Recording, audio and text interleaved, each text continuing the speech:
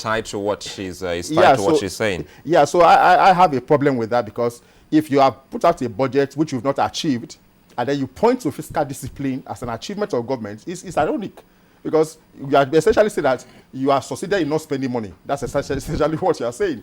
I don't think and I don't think that that's an achievement, because you put out a budget, you had benchmarks, you had a roadmap of what you wanted to achieve. You didn't achieve much of it, and from what even from the ministers that have come to defend their budget, even Minister of Agriculture, for instance, many of them have pointed to the fact of low funds, disbursement of funds due to them, as the reason why they did not meet their budget for 2012.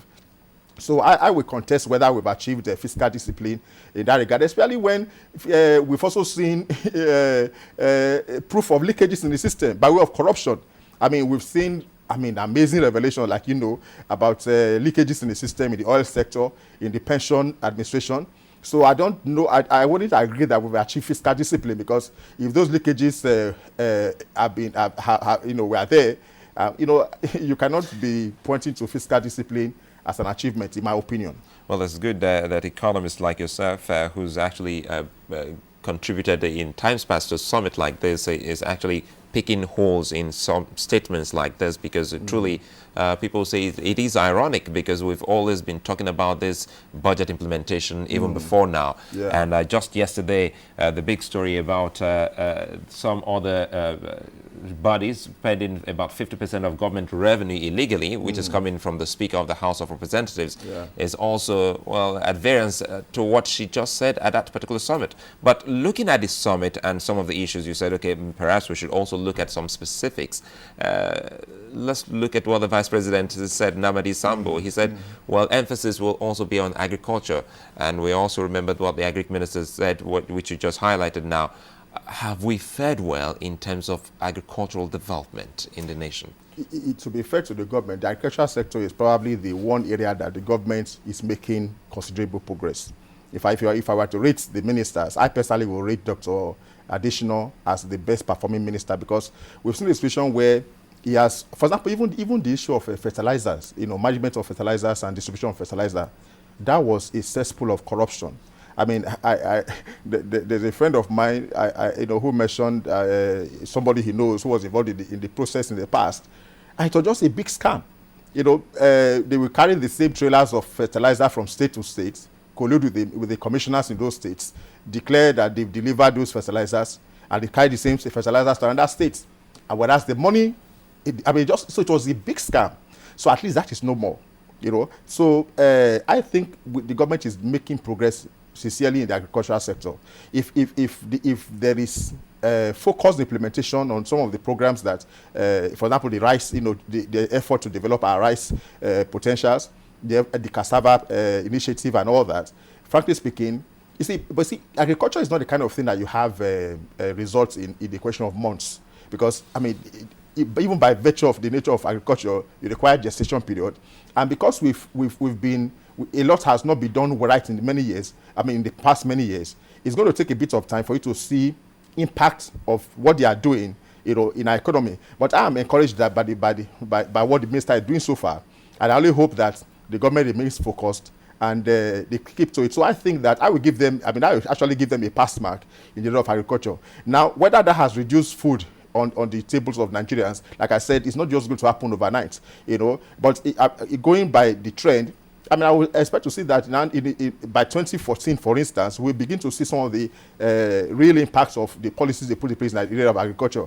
I really think that, for example, Nigeria can achieve sufficiency in rice production.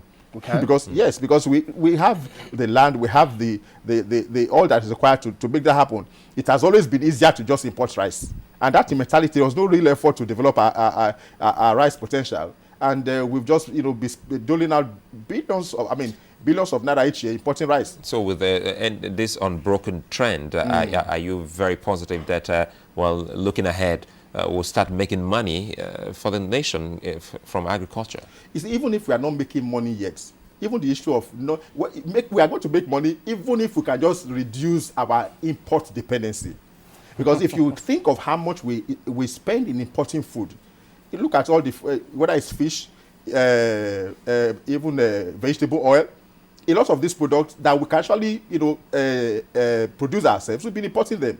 So even if we are not exporting food and deriving revenue from exporting food, at least the fact that we have food security and that we don't have to import anymore and be reliant on some Southeast Asian country will be progress. But we have to do some basic things if we're to stop importation of perishable goods, for instance. Look at the power sector.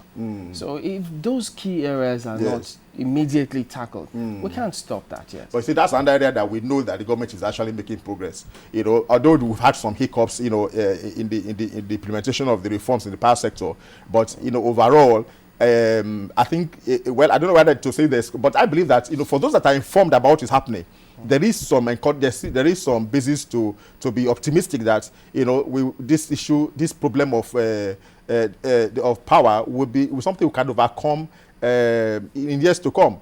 We are making progress in that sector, and I can actually also give the credit to the government. But there are a lot of things that are still not right. Is it not one step forward, two backwards in the power sector? I wouldn't really say so, because you see, the challenge we've had is that we have tended to equate our expectations, or equate the power sector with the telecom sector because of the kind of quantum leap we experienced. 2001, the telcos, the GSM companies started operations, and we saw a quantum leap. And so there's that expectation that it should be so in the power sector, but the dynamics are very different. I mean, you talk about generation, talk about transmission, distribution. There are so many things that, for example, we know that there had not been investment in transmission lines for over 25 years.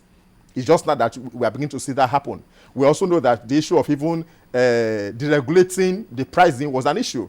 So I think we are making progress in the power sector, and I am personally, maybe we could have done better. Like in any other thing, you could always do better. I mean, I wasn't personally happy when Batnaji had to leave, because everybody acknowledged that he had done well.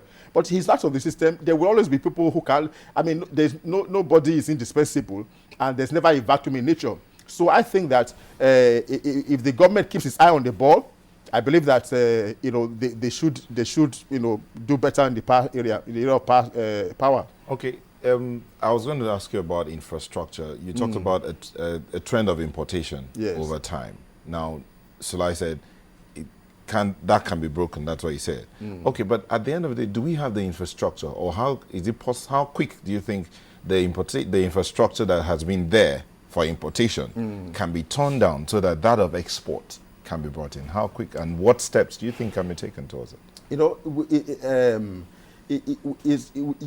To build, sometimes you first have to destroy. If you are going to reconstruct, you must pull down first.